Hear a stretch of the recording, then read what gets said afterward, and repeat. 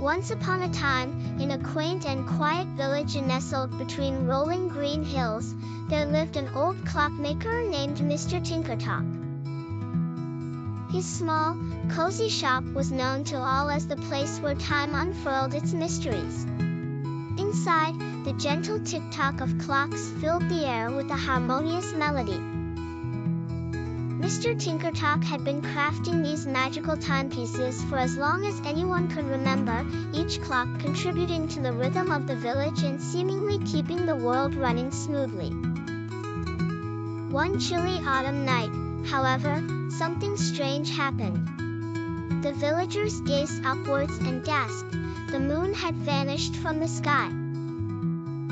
Without its luminescent glow, the night felt incomplete and, curiously, the clocks in Mr. Tinkertock's shop began to go haywire.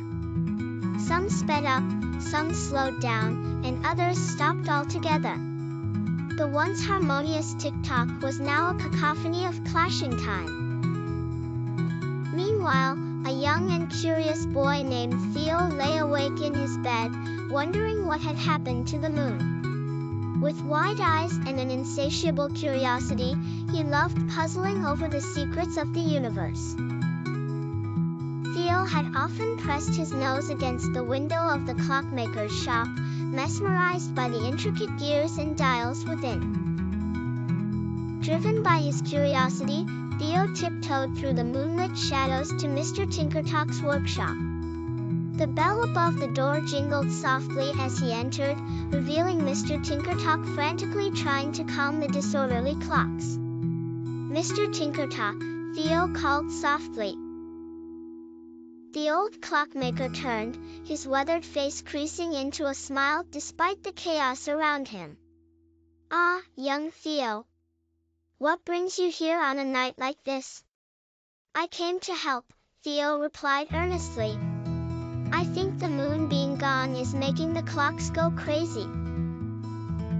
Mr. Tinkertock nodded sagely, his eyes twinkling behind his spectacles.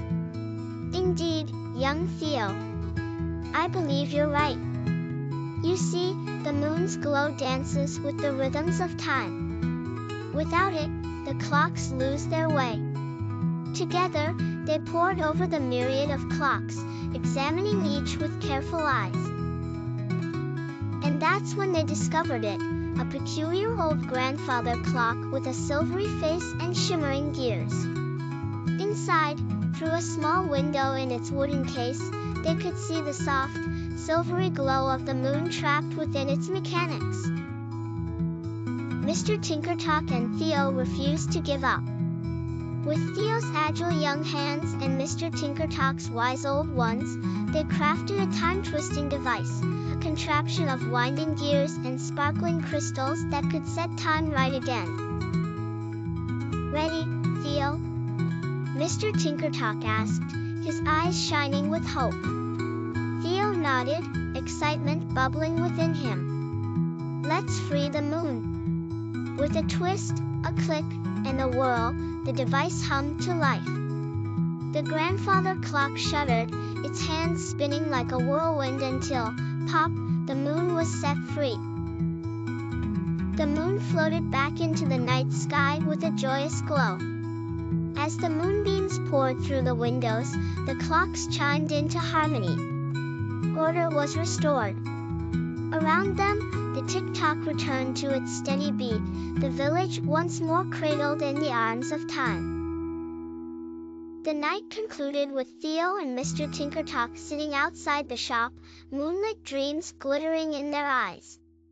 Theo had learned that true wisdom lay in curiosity and the courage to solve problems.